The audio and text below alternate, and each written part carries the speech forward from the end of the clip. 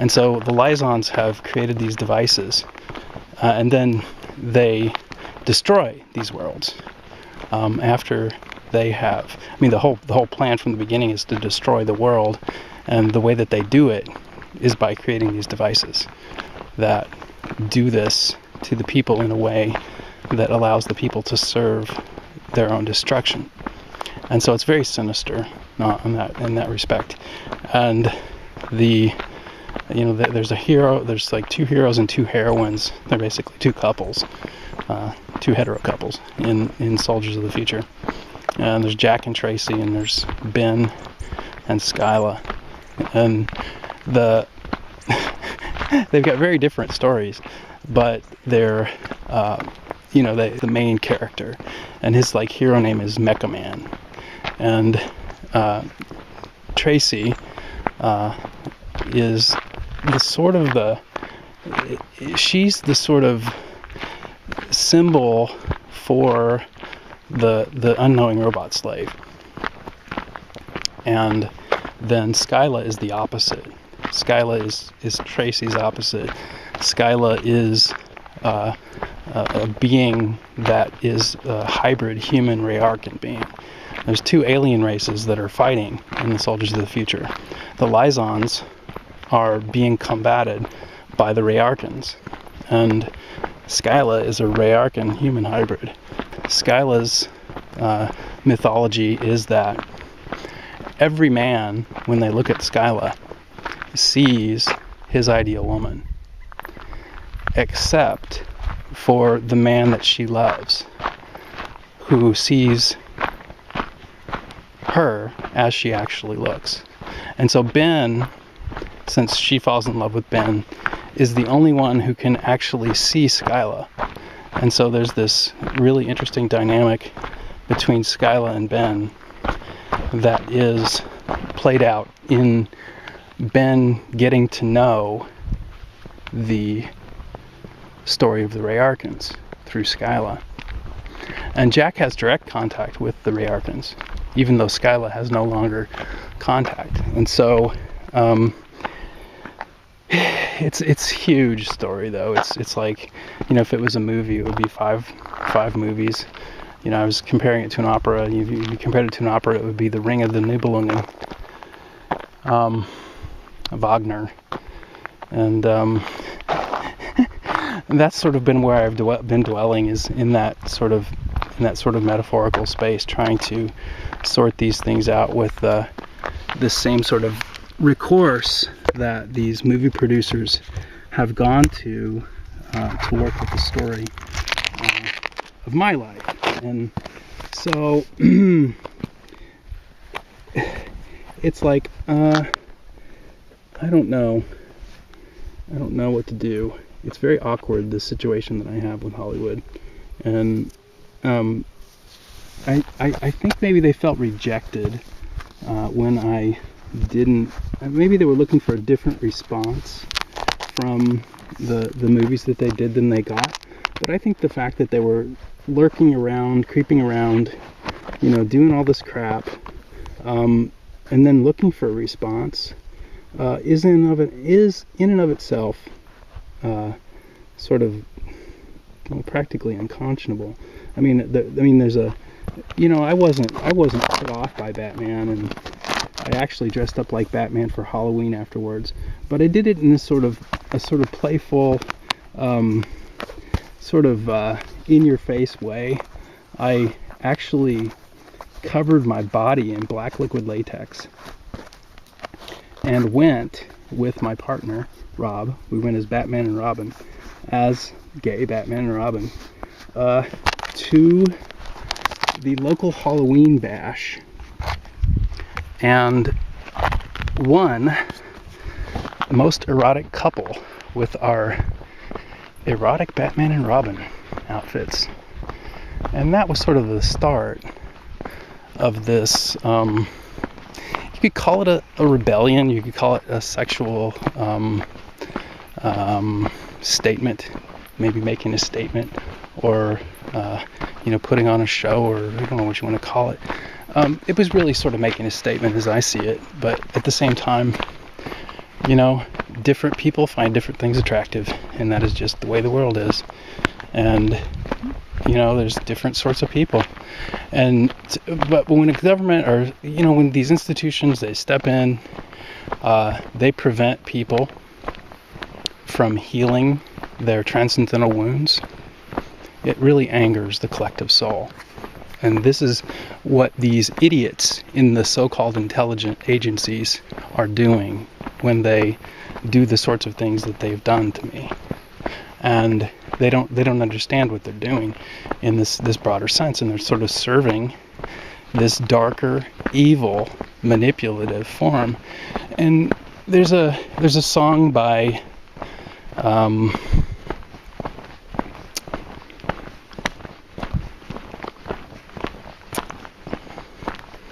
I heard there was a secret chord that David played and it pleased the Lord, but you don't really care for music, do ya? Leonard Cohen. Hallelujah, hallelujah.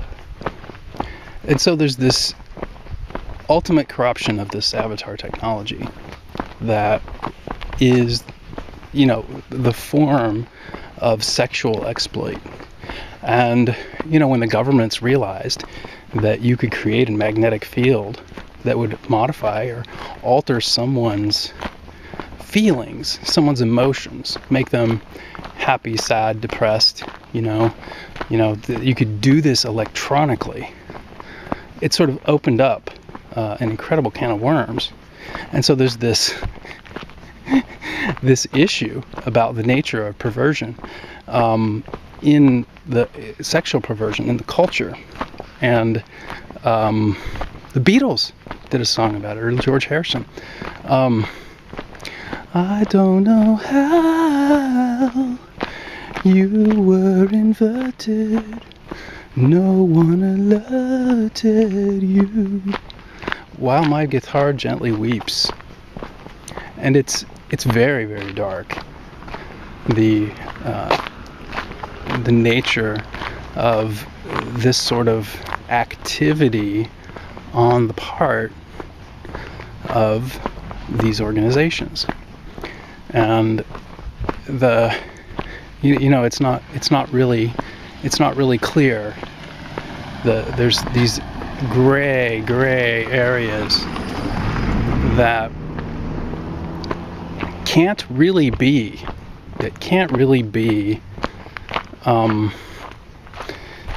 dealt with without a broader knowledge that would require the cooperation of the people that are involved. And so the government uses this whole idea that they can make things secret as a tool. And of course this flies in the face of everything that governments are supposed to be about. And Kennedy, some people say Kennedy was assassinated over it. I don't think that's true. I don't think that's the reason Kennedy was assassinated. I might be wrong.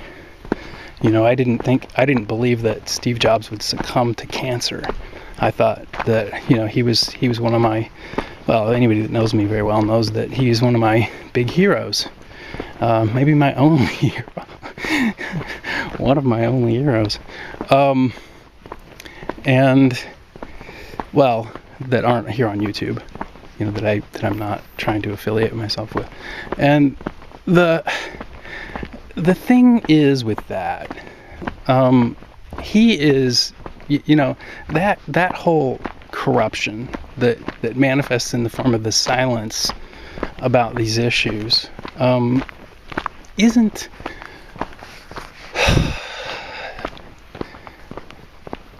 knowable outside of the direct experience with it. And so you can't really talk about it to people that don't know about it, because they don't have a ground for it. And there's all sorts of stories about it. There's all sorts of rumors about it, and there's this huge taboo about talking about it. And I don't think that should exist. And so a lot of my past work with the erotic stuff. There's another show that was competing with Farscape. I think it was a UK show called Lex, Lexx. And the group that I did the Batman and Robin, the gay Batman and Robin thing for, was called Lascivious Exhibitions. LE was the name of the group, and I actually became a sort of a part of their troupe for a while. Rob and I did. LE, LEXX refers to that group, and it seems to play and toy with the same personages.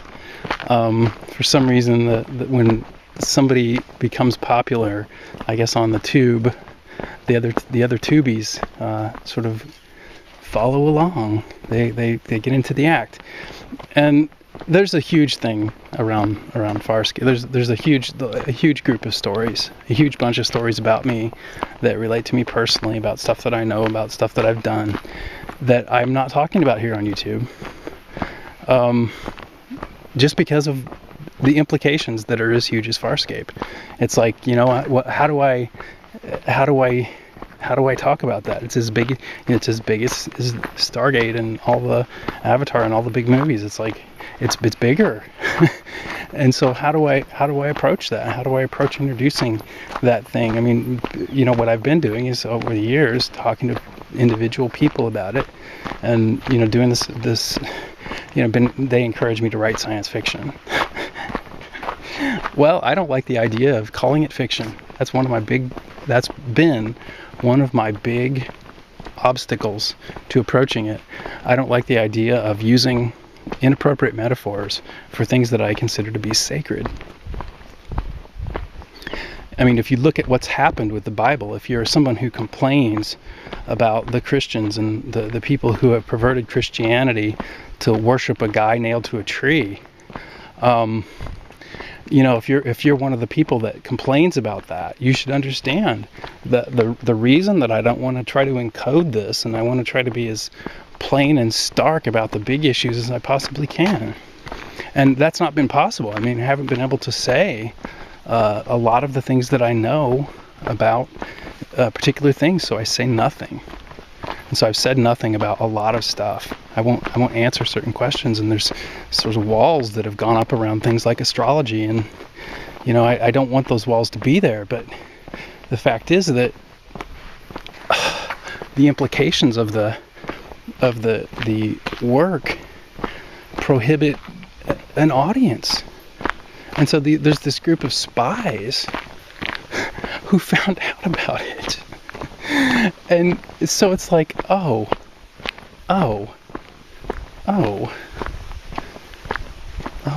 what do we do? What are we going to do? What are we going to do about it? So, you know, if you're one of them and you're listening to this, what are we going to do? What's the answer? What's the solution? You know, this is real awkward.